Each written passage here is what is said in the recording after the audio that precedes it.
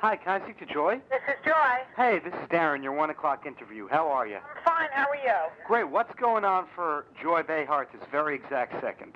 Right this second, I'm doing the puzzle, the Times puzzle, crossword. And how you doing in it? Oh, this is easy. Monday is nothing. Is that a daily habit for you? Yes, I do. I mean, I get a little stuck as we get towards Friday. Wednesday is a breeze. Tuesday's a breeze. Tuesday's easier than Monday sometimes. Friday can be annoying, and Saturday's a bitch.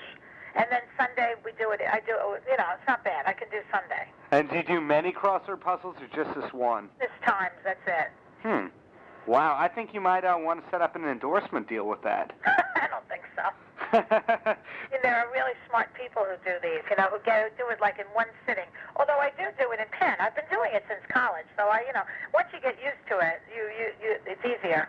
Yeah. Well, speaking of college, I think it's definitely something for Long Islanders to be proud of the fact that you went to Stony Brook and Queens College. That's true. I got an MA from Stony Brook and a BA from Queens. And I lived in Brooklyn. Who knew? And then you taught in Lindenhurst. I taught at Lindenhurst High School for 1 year, and then I got pregnant and left. Oh. Yeah. Well, I was married. Oh, well, that's what they all say. I was married already a few years, to tell you the truth. Yeah. So, what is this, a newspaper or? This is a newspaper called Long Island Entertainment, and we want to preview the gig that you have with Regis at Westbury. Right, that's right. I wasn't sure if I was doing a radio interview today or an interview with. Oh no, 4-letter words are allowed if need be. Okay. But with the upcoming gig with Regis, I was wondering what the people can be expecting from your set for the night. Hopefully that they'll laugh. I mean, yeah. What do you think they'll be expecting? Well, you know what? I like to talk about some of the guests we've had on the show. That's one thing they can expect. They can expect me to do a little political stuff and to talk about my background and things that concern us. Sure. Hopefully they'll be funny at all times. Hopefully. I find it very interesting that although you and Regis are both stars of morning television for ABC, it's a very interesting combo. I wouldn't usually think of your fans being Regis's fans and vice versa. Really, I don't know if that's... Are they? I've worked with him before. This is not my first time. Right. And I don't know if we have the exact same audience, but I think that we have a similar appeal in that both of us are rather brash. And we both say what's on our minds. We're not big on censoring ourselves. I think that that's what people find that we have in common. Wouldn't you say? True. Yeah, I don't really know. We're different otherwise, but... Well, you both have a lot of stories to tell about being on the job. Well, yeah, that's true, but I don't really tell long stories. Good. No, I'm kidding. I don't. I mean, I'm a comedian. I'm not a raconteur. True. Yeah. True. Well, I was also wondering, I read somewhere that you got your start as a writer for the It's Gary Shandling show? No. Where did you read that? I was on that show. Oh, I read somewhere that you were a writer. No. I was a writer on originally I was a writer on the Dick Cavett show. That was about 20 years ago. Oh. Yeah. And I was a writer on the Dick Cavett show that he had a talk show. But that was a short-lived project, and then mostly I've been a performer. I write my own stuff, but it's a whole other... I get a little help now, thank goodness, on the writing. Well, where does all that in your employment history fit in versus the being a secretary at Good Morning America? It's the Dick Cavett show? The writing job on the Dick Cavett show was after I was fired from Good Morning America. And the executive producer of that show had known me at Good Morning America. I had a lot of fans at GMA, even though I was fired. And he was one of them. Oh. Uh-huh. So he hired me because he thought I was funny. Well, and we all think you're funny, too. We had to insert that praise in there, of course. Right. But I was wondering what somebody like yourself would still feel there's left to accomplish, considering that you've won 3 MAC awards and you won... I don't care about awards that much, to tell you the truth. So I don't find that that's a goal of mine, to win more awards. I'm not interested in that. I think it's nice when we win, like The View won the Emmy this year for the best show, and I think that's a very nice thing.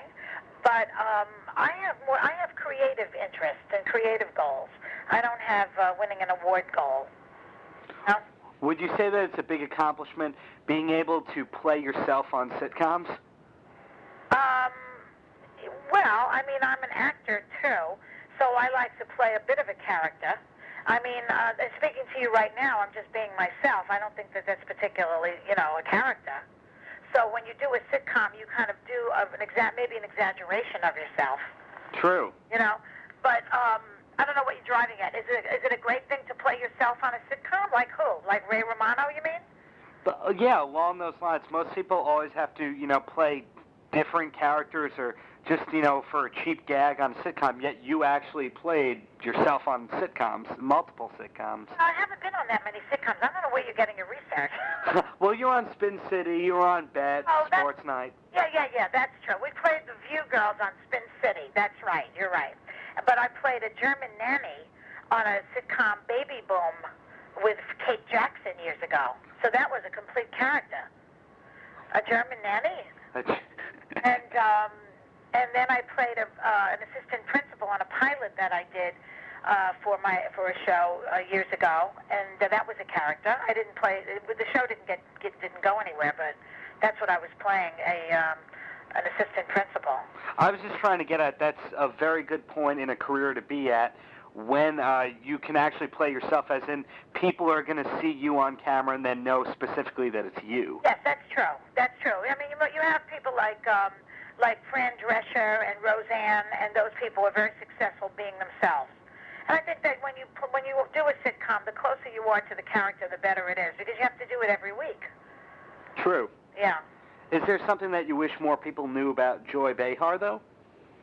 No. Not really. Well, would you want people to think of you as anything more than, columnist in Good Housekeeping and co-host on The View? No, I think that I do whatever people perceive me to be is okay with me. I don't need them to think of me in any other way. I'm perfectly happy with whatever they're thinking. Are there any other mediums that you're looking to extend into in the near future? I've hit on every medium. I had a radio show for 3 years. I've been on television now for 6 years in this show. I've been in about 5 movies. I've done sitcoms. I'm a writer. I wrote a book.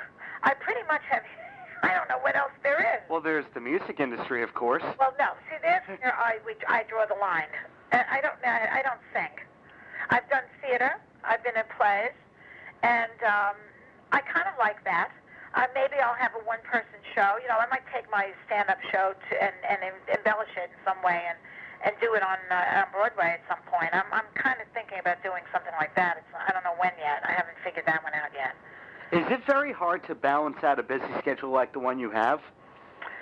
Well, it's an interesting schedule. I don't do the same thing every day, except, I do The View every day, but every day The View is different. Yeah. So there's, and right now I'm the spokesperson for Jenny Craig also. Did you know that? I actually didn't. Tell me more about that if you'd like. I'm doing a commercial for them, and I've already done the fat side of the commercial. Now I have to do the skinny side. I have to lose some more weight. Then I'll do the commercial, but I'm losing weight on their diet. I really like it. So that's something I'm doing, which I'm having a lot of fun with. And so I have to, schedule my eating, for example. You have to, when you're watching your weight, you've got to be careful what you do, because you can't overeat, you can't be caught starving, all that stuff. So that's what made me think of it when you said, is it hard to balance your schedule? The food. So I bet you have a good rider when you play Westbury. A rider? Oh, I thought that was common slang. The contract, the backstage demands and all that? Oh, no, I don't have any demands. All I need is a microphone and a light and a mirror in the dressing room and some water. Wow, good for you. It's very refreshing to hear that a network star feels that way and, can be very low maintenance. I really don't like a lot of hazardai around me, and a lot of needs. I don't have a lot of needs. I show up, I do my job. I'm a stand-up comic. I mean, I used to work, in the old days at converted bowling alleys. They'd make them into comedy clubs. You just show up and you do your thing, and you don't have a lot of stuff to go with that. I don't know who these people are that carry on about what goes on backstage. And is that going to be actually in the act when you talk about people who've been on The View?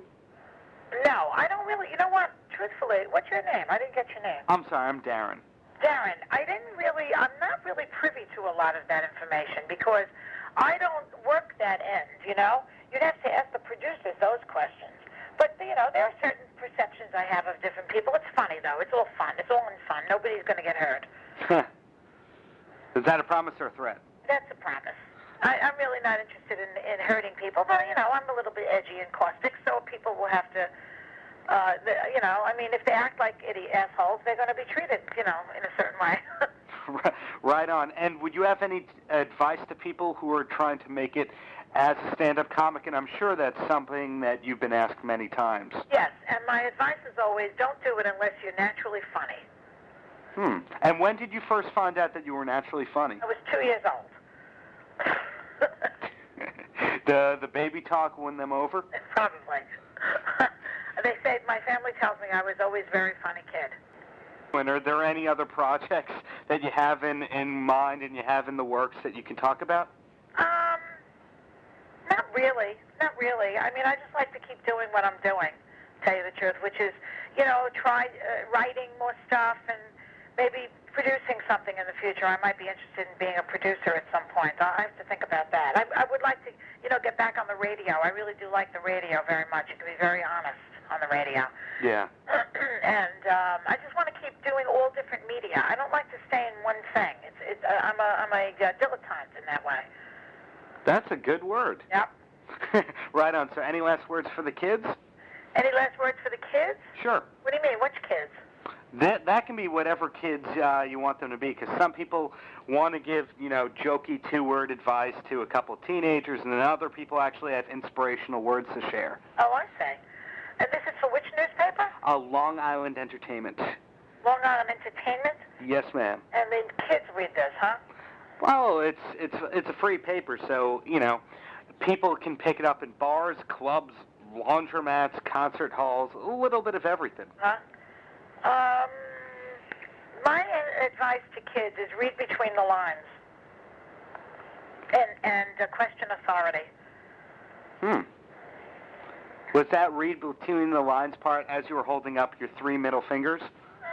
What is those three middle fingers? If you hold up all the fingers upwards in one of your hands except the thumb and the pinky, yeah, that's the old joke, read between the lines. I never heard that one. Oh. Never heard that joke.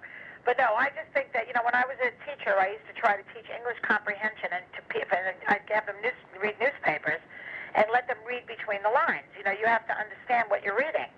And don't take the word of whoever's saying it to you. Try to figure it out, what they're really thinking, what they're really saying, and what you're really reading. Sure. Does that mean that you have certain media people in mind?